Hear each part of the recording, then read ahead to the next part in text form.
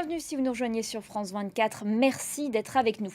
Ils ont la majorité, mais pas de speaker. Les Républicains ont échoué mardi à élire leur leader à la Chambre des représentants. Sentant donc que les représentants n'avaient pas réussi à nommer de speaker au cours d'une première session, un échec qui témoigne des divisions au sein de cette nouvelle majorité. On fait le point avec notre correspondant à Washington, Mathieu Mabin. Le bilan de la frappe ukrainienne du week-end dernier sur Makivka s'alourdit. Le ministère russe avait reconnu 63 morts lundi. Il en a annoncé 89 mardi. C'est de loin la perte la plus importante reconnue par Moscou depuis le début de la guerre.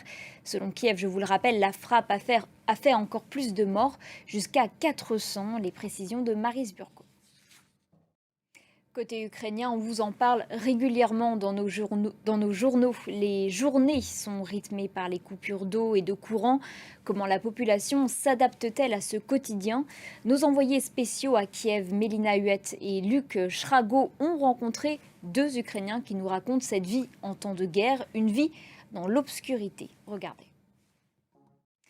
Le Fatah parle d'une provocation, le Hamas d'un crime à Jérusalem. La visite du nouveau ministre israélien de la Sécurité intérieure, le nationaliste Itamar Ben-Gvir, sur l'esplanade des mosquées ne passe pas.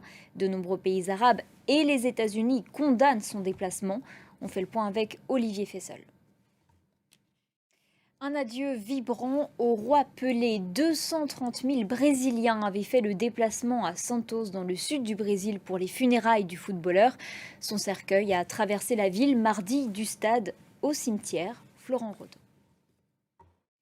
Avant de refermer ce journal, toute la rédaction de France 24 tenait à rendre hommage à Fatima Warani. Fin de cette édition, merci de l'avoir suivi. On se retrouve tout à l'heure pour un nouveau point sur l'actualité. Restez sur France 24.